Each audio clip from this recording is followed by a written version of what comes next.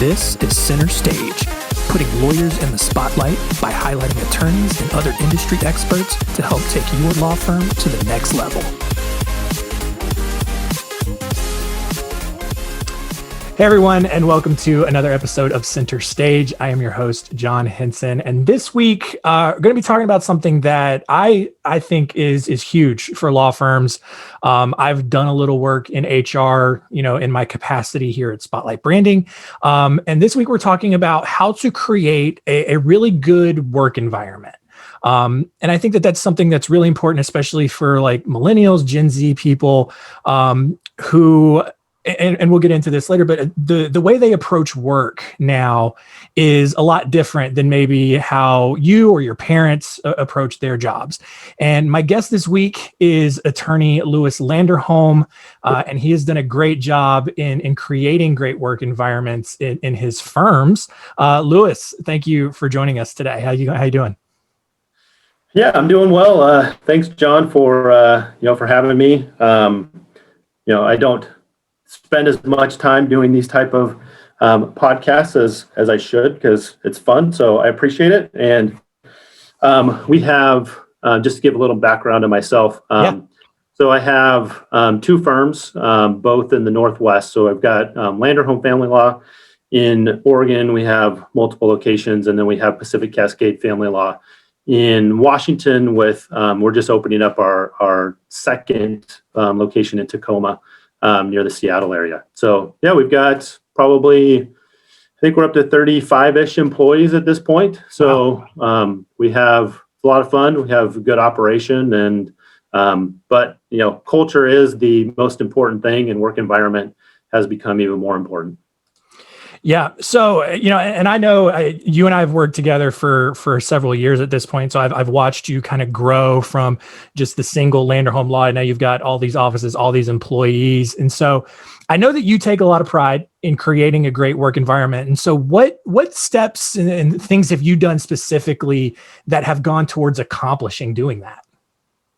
So the first thing, really, we made the commitment about, 3 or 4 years ago to make sure that being open and honest about who we were hiring and why we were hiring them, and really looking for fit instead of, the experience alone or the warm body alone. Like, obviously at the beginning when you're an upstart or when you're smaller, sometimes you pick whoever's there because they're available. But we made the shift, a couple of years ago to really be very clear about what type of work environment we're looking for. We want an adult environment, one where we can have open and honest communication, where we have high standards, but we also have a lot of fun. And so I think it started there, defining what we were looking for and really being out in front of that with our employees, and then building the environment that they're interested in. So we ask them a lot of times, what would you like? And doing some of those things that aren't just us imposing what we think is important, because my work environment that I care about is different than what my employees who are fresh out of law school or in their 20s or 30s or 60s, that everybody cares about things differently, and so we don't want to just assume that what we want is what everybody wants. Yeah.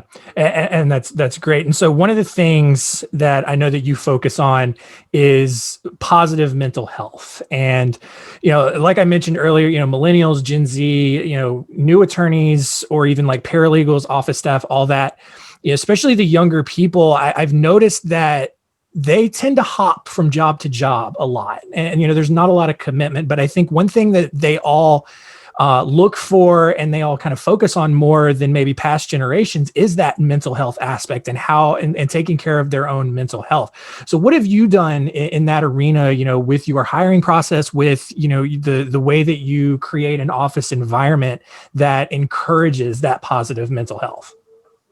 I think first, we help to define what work-life balance actually looks like. Obviously we're spending a lot of time at work. And so we want the work environment to be a positive environment and have people, get along with their coworkers. And that goes back to the hiring and making sure that we are fostering the right employees to bring in from a fit standpoint.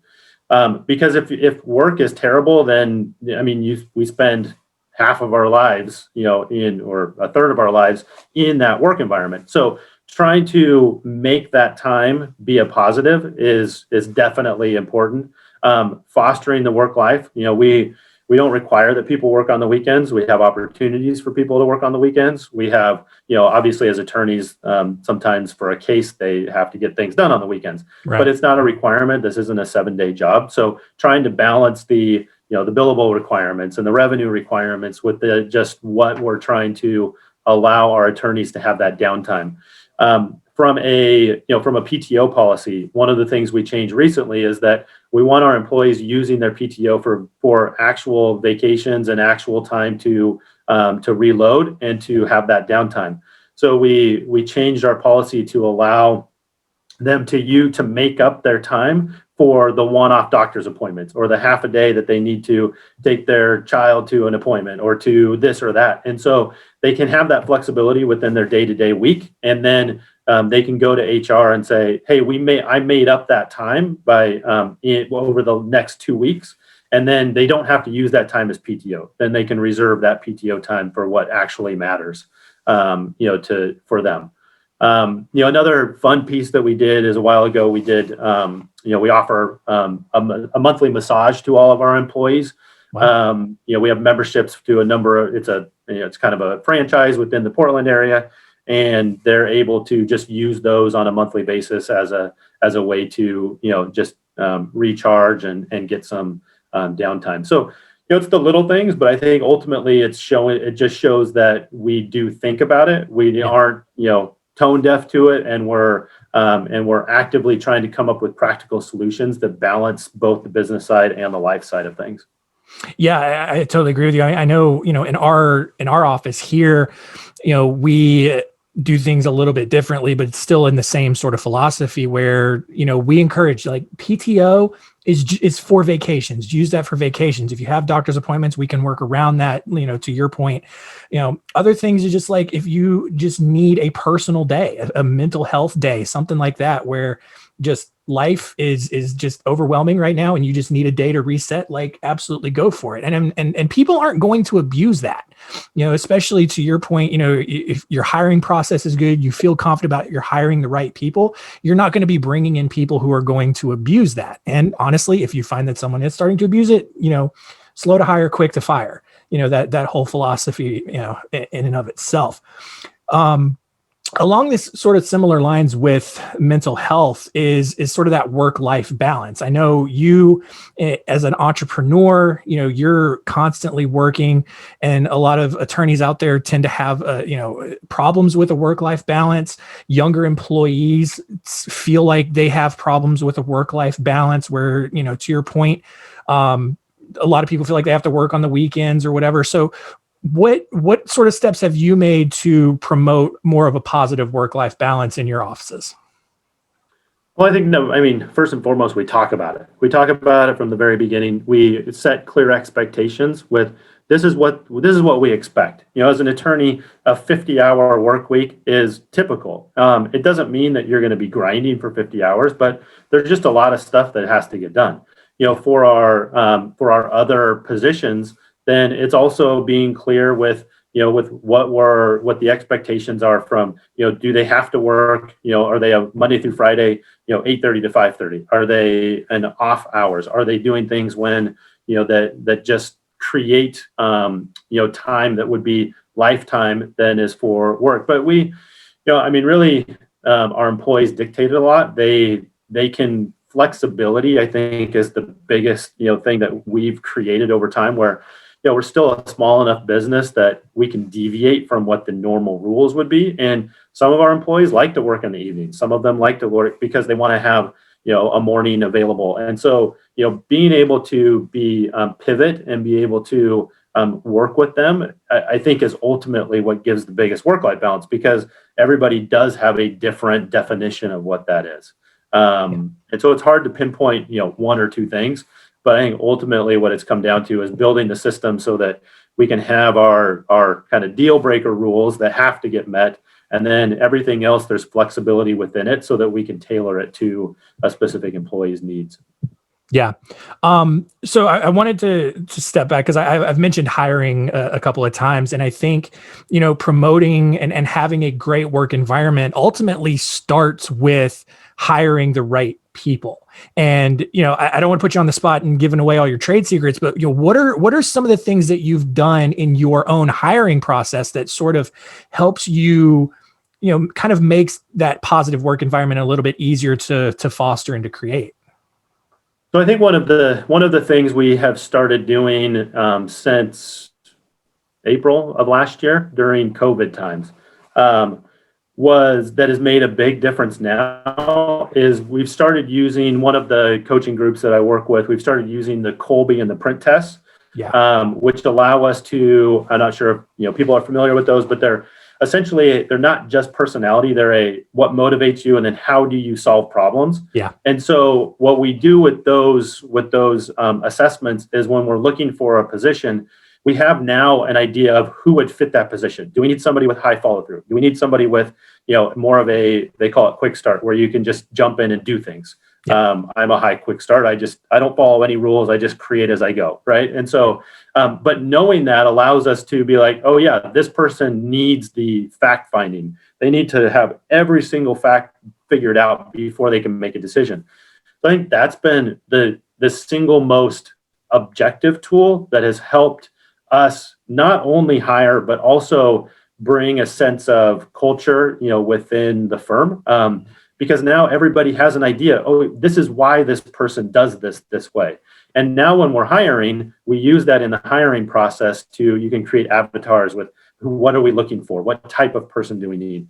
And so then our job postings are very specific to what we're looking for, and so that we attract the right people from the outset, and we're not doing this blanketed, somebody with experience type job posting. We try to filter out those people, the hoppers. We want it to be, culture heavy and fit first, and then we'll fill in. I mean, I'll train somebody who has the willingness and who has the fit over somebody who knows what they're doing, but they're going to cause chaos or drama in the office. Yeah. It's funny you mentioned Colby. We did that. I took the Colby assessment. I'm actually a high fact finder. So you and I are kind of opposites in that sense. And man, the Colby literally changed my life in the sense that like, I recognize where I'm being a high fact finder at that point. And it also, like, to your point, it really does tell you why people do the things they do, and really gives you insight into how a position, can work the most effectively. Strength finders is another great assessment in the hiring process as well. So yeah, that's really cool. So one of the things, that I know that you employ in your office is something called a recognition system. So could you explain a little bit about like what that is and how it works in your office? Yeah, so my wife is our marketing director, and she has great ideas when it comes to culture and how to keep people engaged and how to keep people excited. And so what she developed, I can't take credit for it, was what we call a kudos system, where throughout the month employees are they're able to give a kudos to another employee, and just for doing whatever, they help me with this. There's no criteria. It's a subjective. This person was great, and so I'm giving them a kudos. And then we do a drawing at the end of the month, and then the winner for that month gets to choose a prize or whatever, a few things. So that was how we have done it over time. And it was just sort of a one that we created. We're actually moving to a platform that does a lot of that stuff for us. There's some Motivosity is one. There's another one, I can't remember, one of the competitors to Motivosity, but it allows you to do reviews within the system. So it becomes more systematized. So it just allows us to do it without having to manage it internally. And I think that'll be a good change. But that's the idea, was to give employees a way to, a shout out to one of their fellow employees. And it's just a fun thing. It doesn't, it's not a crazy, I think we give them, $150, $200 gift at the end of the month. It's not like we're throwing millions of dollars at it, but it helps they like it. And it's something that just brings that extra focus that we didn't have before that. Yeah, and the more you talk about it, we have a similar thing in our office. It's called Bonusly, which sounds like it's kind of along the same lines where you have a certain amount of credits or whatever you give out every month. You recognize people; those credits kind of accrue over time. You can cash it out, get gift cards, all that kind of stuff. And Yeah. yeah, it's a low cost thing for employers, but it's something that really makes a difference for employees. It's a fun thing. Everyone can recognize each other. It's just a little bonus that they can take home with them. And so that's great. And so one of the last questions that I have here, and I've seen you do this, I've seen you post the pictures on social medias. You guys do some team outings, some team activities and stuff like that for team bonding and stuff. What are some of the best, sort of activities and outings that you guys have done that have really been helpful towards, team bonding and just that great positive work environment? Sure. Yeah, I mean, clearly in COVID, we've had to pivot, and Right. we're doing. Yeah, we have our firm monthly meetings where we do those all over Zoom, and we Yeah. do some trivia to make it fun. And so at least we've tried to do some of those things. We don't do the firm happy hours because I think everybody's tired of being on Zoom at the end of the day. Like Right. we're on it so much, so we try to make it short and sweet, half an hour, get in and out. But yeah, in the past, our best event is our holiday party. We do a holiday party still.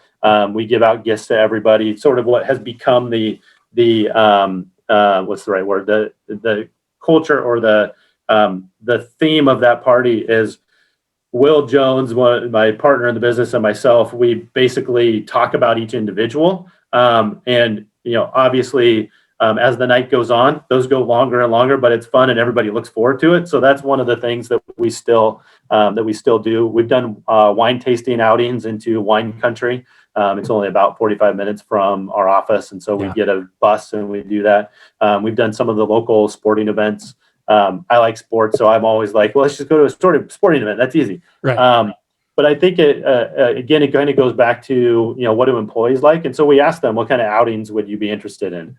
And so just anything where people can get together outside of the office and they can build that connection where it's not having to be, just the grind every day is important. And doing some of those, I mean, companies used to do it all the time, do those outings and do the holiday parties and do all of these things. And we still try to do those to make sure we're not feeling like we're getting too big where we can't, have those outings and those events.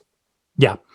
So then the last question that I have kind of before we wrap up here, what do you think has been the overall effect of sort of having this focus on a positive work environment in terms of like employee turnover, because like I know hiring is just it's an expense. It takes up time and it's different when you're hiring someone when you're opening a new office and you're expanding. But when you're trying to replace someone who quit because either they weren't the right fit or they weren't happy and went somewhere else, have you found over the years that you've done this that has helped that, or what have you seen with all of that?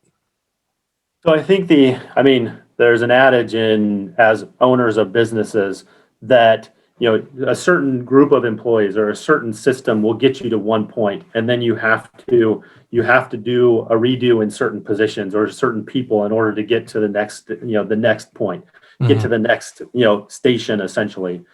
What we've tried to do is bring in people now that understand where we're going and understand where the vision is and what the process is going to look like, so that they're not afraid of that, and that's just a part of the system. Yeah. Right. And so we've had a large amount of turnover in the last 2 to 3 years because we made the commitment to we need a different set of people to go with us to the next level. We had people who just change was very difficult for them, and yeah. This is just a situation where we shield people from the change, but we're growing. Yeah. And we don't make any excuses that we're growing. We want to continue growing.